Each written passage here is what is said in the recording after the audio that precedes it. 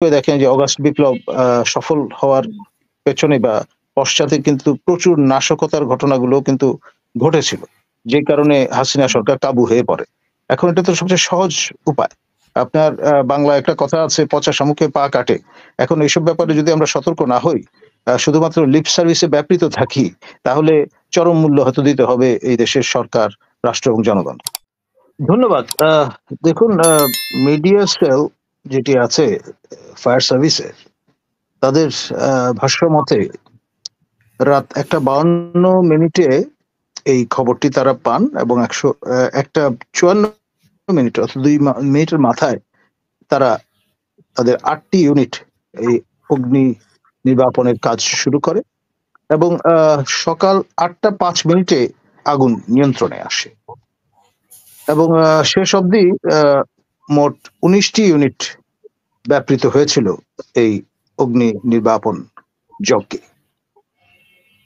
এবং এই নির্বাপন কার্যক্রম চলাকালীন সময়ে আবার ট্রাক চাপায় ফায়ার সার্ভিসের সোহানুজ্জামান নয়ন নামে একজন কর্মী নিহত হন।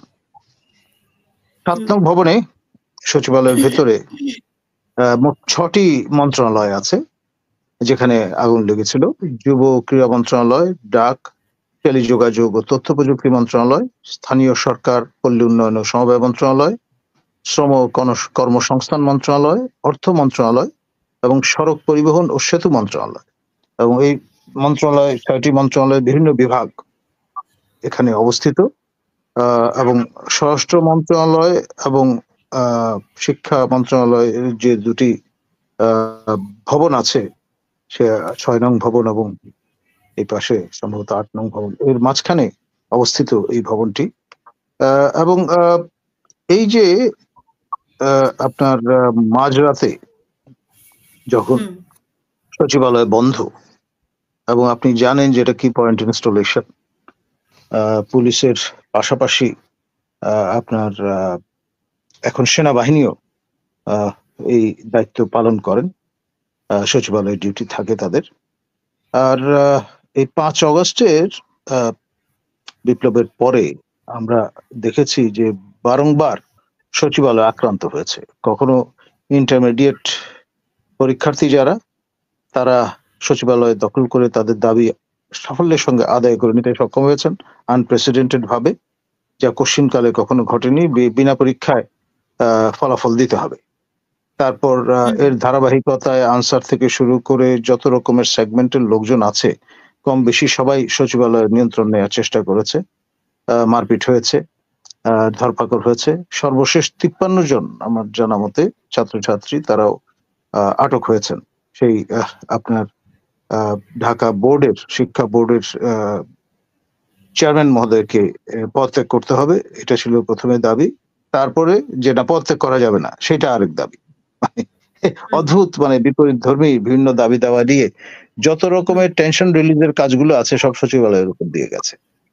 আমার জানা মতে বিনয় বাদল দীনেশ, সেই ব্রিটিশ আমলে স্বদেশী আন্দোলন যারা করতেন, তারা একবার গুলি করে লাট সাহেবকে মেরে ফেলেছিলেন। আর সেই সময় সচিবালয়ে, অর্থাৎ কলকাতা তখন রাজধানী ছিল, সচিবালয়ে যেটা রাইটার্স বিল্ডিং, সেখানে অবাধে যাতায়াত করা যেত। এই ঘটনার পর এই পাস সিস্টেম চালু হয়। তারপর আপনার এরশাদ শাসনামলে ২০০৮-এর দিকে সম্ভবত, সেই সময় স্বরাষ্ট্র মন্ত্রণালয়ের সামনের দেয়াল ফুটো করে ফেলা। আন্দোলনকারীরা ঢুকবার চেষ্টা করে, কিন্তু জেনারেল এরশাদ সতর্ক মানুষ ছিলেন, আগে থেকেই বিষয়ের সম্পর্কে খোঁজ খবর জানতেন, ফলে সেটি আটকানো গিয়েছিল। এইবার আমরা দেখলাম যে এই বিপ্লব উত্তর কালে বারংবার এই সচিবালয়ের নিরাপত্তা বিঘ্নিত হয়েছে। এখন আপনার এই যে ঘটনাটা, জি, এখন সচিবালয়ের অভ্যন্তরে সবচেয়ে গুরুত্বপূর্ণ, শক্তিশালী, সংগঠিত ক্যাডার হচ্ছে প্রশাসন ক্যাডার, এবং তারা কিন্তু রেস্টিভ। তারা প্রশাসন সংস্কার যে কমিশন গঠন করা হয়েছে, তাদের যে খসড়া প্রস্তাব যেগুলো লিকড হয়েছে, সেইটাতে তারা প্রবল অসন্তোষ ব্যক্ত করেছেন। শুরুতেই এর কম্পোজিশন নিয়ে তারা বেঁকে বসেছিলেন, শেষ অবধি সরকারকে বা কমিশনকে কিন্তু মাথা নোয়াতে হয়েছিল। তাদের মতামতকে প্রাধান্য দিয়ে আবার রিকনস্টিটিউট করতে হয়েছে। আপনার এই কমিশন। এবং এখানে আমার জানা মতে আমার একজন সহকর্মীও আছেন, সাবেক সহকর্মী বা বর্তমানে পরে তিনি আবার যুক্ত হয়েছেন। একজন মাত্র একাডেমিক। এখন এই আ কমিশনের পক্ষ থেকে যে ধরনের মতামতগুলো দেয়া হচ্ছে তাতে প্রশাসন ক্যাডারের যে একাধিপত্য তা রীতিমতো ব্যাহত হওয়ার সম্ভাবনা আছে।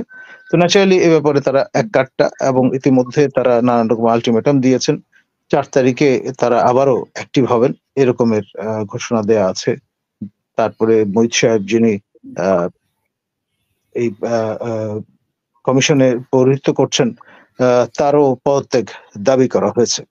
এখন অনেকে এর মনে এই পারসেপশনটা দৃঢ়মূল যে তাদেরই একটা ইঙ্গিত হয়তো থাকলেও থাকতে পারে। আর মনে হুম, রাখতে হবে যে এমন একটা সময় আমরা এসে দাঁড়িয়েছি, বছর শেষ, নতুন বছর শুরু হবে এবং আন্তর্জাতিকের পরিসরও কিন্তু আছে।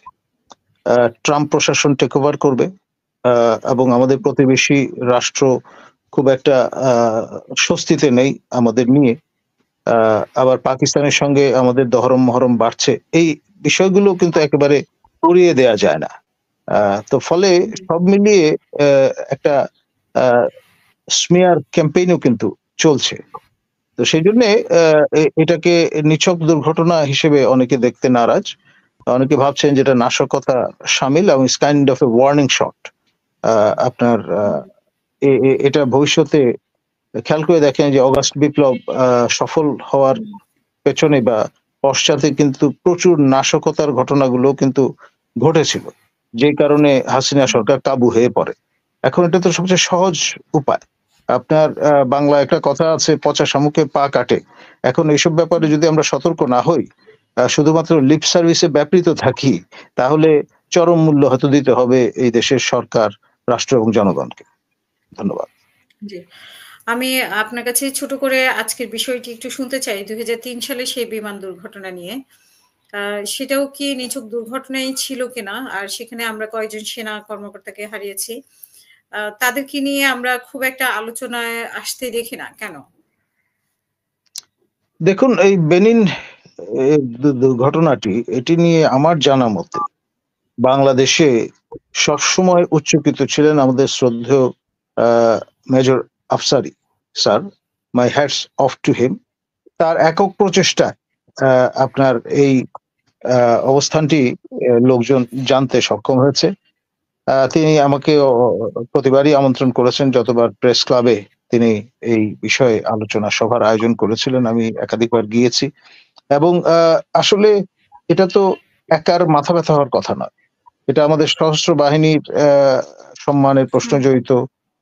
আমাদের এই যে শান্তি রক্ষা মিশনে যারা যান তারা কিন্তু বাংলাদেশকে, বাংলাদেশের সশস্ত্র বাহিনীকে, যেটাকে ইংরেজিতে এক্সপ্রেশন যেটা আছে যে টল, মানে অনেক উচ্চতায় নিয়ে গেছেন। তো সেইজন্যে আমার মনে হয় এই যে যারা ইন্তেকাল করলেন দুর্ঘটনায় পতিত হয়ে তাদের শহীদের মর্যাদা প্রদান করা দরকার এবং সেই হুম, সঙ্গে স্বর্ণাক্ষরে আপনার তাদের নাম খচিত আপনার স্মৃতিস্তম্ভ বেনিনে এবং বাংলাদেশে সংস্থাপিত হওয়াটা এখন সময়ের দাবি। ধন্যবাদ। জি।